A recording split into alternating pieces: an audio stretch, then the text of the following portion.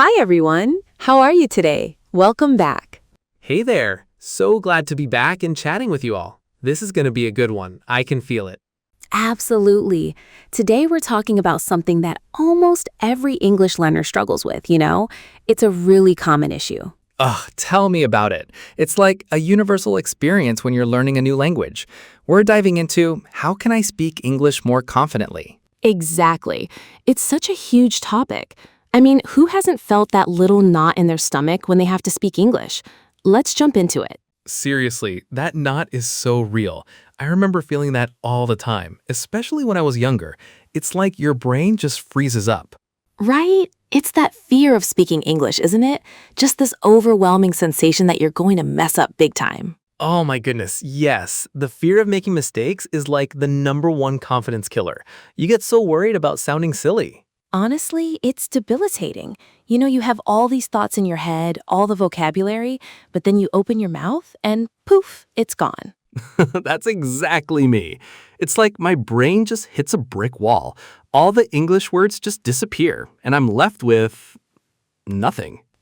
Same here. And then you start comparing yourself to others who seem to speak so effortlessly, and that makes it even worse. Oh, don't even get me started on comparing. Seriously, that's such a confidence drain. You see someone fluent and think, why can't I be like that? It's totally unfair to ourselves, isn't it? Everyone's journey is different, but in the moment, you just feel so inadequate. You're so right. It's like a spotlight is on you, and suddenly every mistake feels magnified. It's a terrible feeling. Definitely. I remember in school, if the teacher called on me, my heart would just pound. I tried to avoid eye contact at all costs. Oh, no way. I thought I was the only one who did that. My palms would get sweaty, and I pretend to be looking at my notes really intently. Seriously, we were probably in the same boat then. The absolute dread of being asked to read aloud or answer a question. Exactly. And if you did make a mistake, even a tiny one, it felt like the end of the world, like everyone was judging you. Yeah, it felt so public, didn't it? And sometimes other kids would snicker, which just solidified that fear. It was tough. Oh my goodness, yes. Those little moments really stick with you, don't they? They contribute to that lack of confidence later on. Totally. It becomes this self-fulfilling prophecy. You expect to make mistakes, so you're hesitant, and then you do make mistakes. It's a vicious cycle. And then that just reinforces the fear, and you get even more reluctant to speak up next time. Right? See? I knew I'd mess up. It's so hard to break out of that mindset, I think. It takes a lot of intentional effort. Honestly, it does. I remember one time in high school, I was trying to describe a movie, and I completely mixed up desert and dessert. Oh no, what happened? That must have been a funny mistake for everyone else. Well, I was trying to say the character was lost in the desert, but I kept saying they were lost in the dessert. Wait, what? You're kidding! So they were lost in a giant cake or something? That's hilarious! Exactly. My teacher was trying so hard not to laugh, and my classmates were just giggling. I was so embarrassed, but now I can laugh about it. That's crazy. But those funny mistakes actually help us learn, right? Even if they feel mortifying at the time. Oh, absolutely. I will never, ever mix up desert and dessert again. Believe me, it was a very effective, albeit embarrassing, lesson. That's so true. I had a similar one. I once told someone I was full of gas when I meant I was full of energy. No way. Oh my goodness, that's amazing. What was their reaction to that? Seriously, that's gold. They just looked at me with this really confused expression and then slowly started to smile. I realized what I'd said, and I wanted to melt. I've done that too, where you say something and you can just see the misunderstanding dawn on their face. It's the worst, but also kind of funny now. Right? Now it's a great story. But in real-life conversations, those moments can really make you shut down and not want to speak anymore. Exactly, because you just think, I'm just gonna mess it up again. It takes courage to keep going after an embarrassing moment. So much courage. And that's where the practice comes in, right? You just have to keep putting yourself out there. Definitely. It's not about being perfect from the start. It's about being willing to sound a little silly sometimes. That's a great point. And what about thinking in English? Do you find that helps with confidence? Oh, that's a game changer for me. When I started actively trying to think in English, it felt weird at first, but it really helped my fluency. Really? How did you even start doing that? Like just narrating your day in your head, but in English? Pretty much. Like, I'd wake up and think, okay, I need to get out of bed, brush my teeth, make coffee, just simple stuff. Wow, that's such a clever way to practice without actually speaking aloud. And you don't have the fear of judgment, right? Exactly. It's like a private practice session. And then when you actually have to speak, those phrases are already a bit more accessible. That's so true. It builds that internal library. I've tried that too, but sometimes I just forget and switch back to my native language. Same here. It takes a conscious effort, especially at the beginning. But the more you do it, the more natural it becomes. Guess what? I started doing it with my shopping list. Like, okay, I need milk, eggs, bread. It felt silly, but it helped. That's awesome. See, those little daily habits, that's what practicing every day looks like. It doesn't have to be formal. It really doesn't, does it? I used to think practicing meant sitting down with a textbook, but it can be so much more integrated into your life. Totally. Like listening to English music and trying to understand the lyrics, or watching movies without subtitles. Oh, subtitles. That's a big one. I used to rely on them so heavily, and I realized it was hindering my listening comprehension. Oh, 100%. It's so easy to just read along, isn't it? But then you're not really training your ear. Exactly. So I started trying to watch with English subtitles, and then eventually no subtitles at all. It was tough, though. That's crazy brave. I'm still working my way up to no subtitles on everything. Some accents are just so challenging, you know? Oh, absolutely. British accents, sometimes I'm like, wait, what did they just say? It's a whole new level of listening. Seriously, it's like my brain has to recalibrate. But it's all part of that daily practice, right? Just keep exposing yourself. Right. And building confidence slowly is key. It's not like you just wake up one day and suddenly you're a super confident English speaker.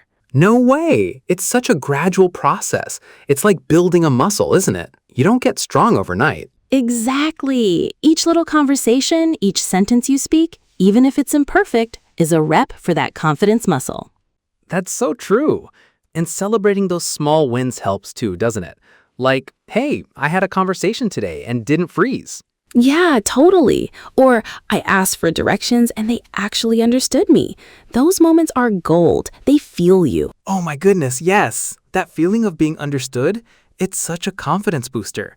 It makes all the struggle worth it. Honestly. And sometimes you just need someone to tell you it's okay to make mistakes. It's part of learning. Yes, permission to make mistakes. That's huge because we're so conditioned to be perfect, especially in academic settings. So true. But real life isn't a test. It's about communication. And communication often involves a little bit of fumbling.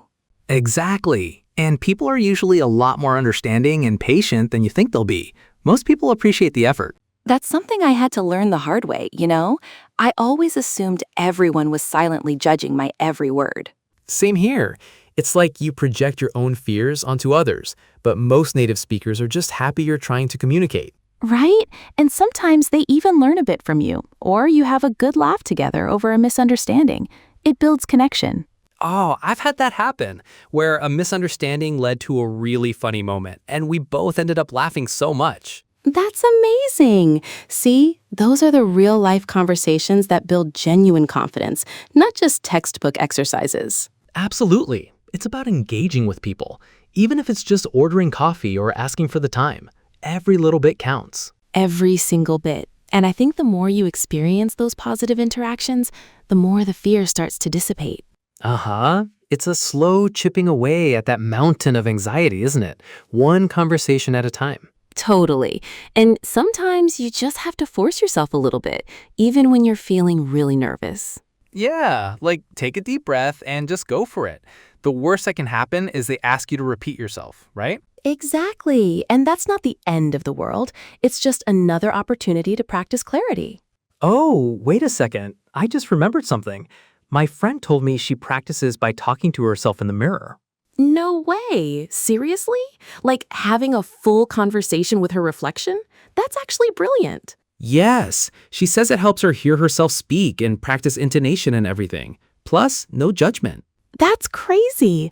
I've never thought of doing that, but it makes so much sense. You get to be your own audience. Right? And she says it helps her visualize herself speaking confidently, which is a huge part of actually doing it. That's so true. Visualizing success, It's like athletes who visualize their performance. Exactly. It's all connected. The mental game is just as important as the actual speaking practice. So, what about when you feel like you're not progressing? That can really hit your confidence hard, too. Oh, that's the worst. You hit a plateau and you're like, am I even getting better? It's so discouraging. Honestly, that's when I sometimes feel like giving up. Like, what's the point? I'm never going to be fluent. I've had those thoughts too. But then you just have to remember how far you've come and that plateaus are normal in any learning process. That's a good perspective. Like, remember your first English class compared to now. Huge difference, right? Huge. It's like look back at your old notes or try to remember a phrase you couldn't say before. You'll see the progress. And sometimes just changing up your practice routine can help, can it? Like, if you're stuck on one thing, try something new. Uh-huh.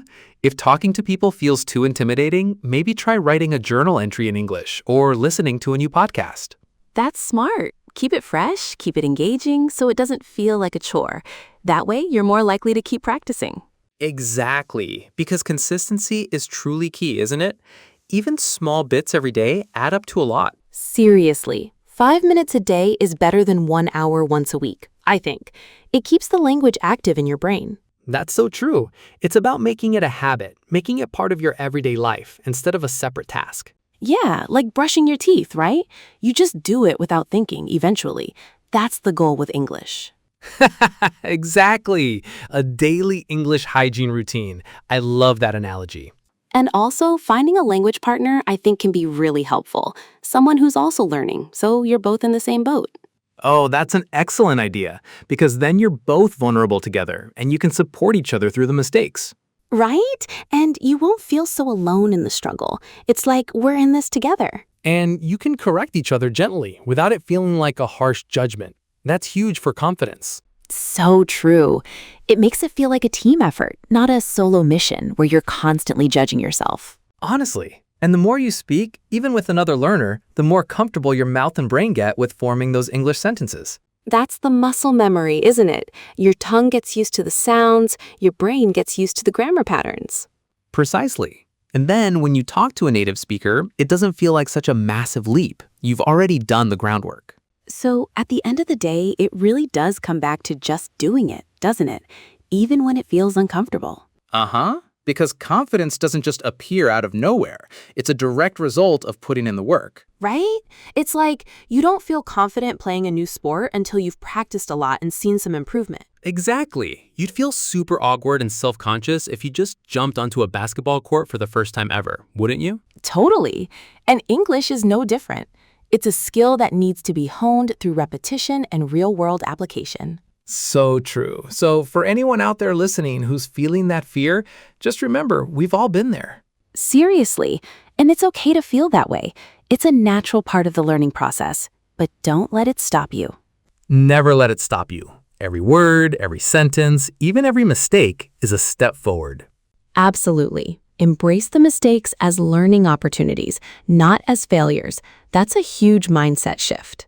That's probably the biggest takeaway for me, actually. Changing how I view mistakes completely changed my approach. Yeah, it's not about being perfect. It's about being brave enough to try, and then trying again. Exactly. And the more you try, the easier it gets, and the more confident you naturally become. It truly is a cycle. A positive cycle this time, breaking out of that negative one we talked about earlier. Yes, the virtuous cycle of practice leading to confidence, leading to more practice. So, we've covered quite a bit today, from the initial fear to school stories, funny mistakes, and practical tips. We really have. It's been a great chat, and I hope it resonates with everyone listening. Thank you for spending time with us today. It means a lot to share these experiences. It really does. It's so validating to know we're not alone in these struggles, Remember, confidence doesn't come first. That's a really important thing to keep in mind. So true. It's not something you wait for. You build it. Practice comes first. That's the foundational step. Just keep practicing. Every single day, even just a little bit. It all adds up. The more you speak, the more confident you become. It's a direct correlation. It absolutely is. So just keep at it, everyone. You've got this. If you enjoyed today's conversation, please like, comment, and subscribe. We'd love to hear your stories too. Yes, share your funny mistakes or your confidence-building tips in the comments. We love reading them. We'll see you again soon for another chat. Take care, everyone. Bye, everyone. Keep practicing and believe in yourselves. You're doing great.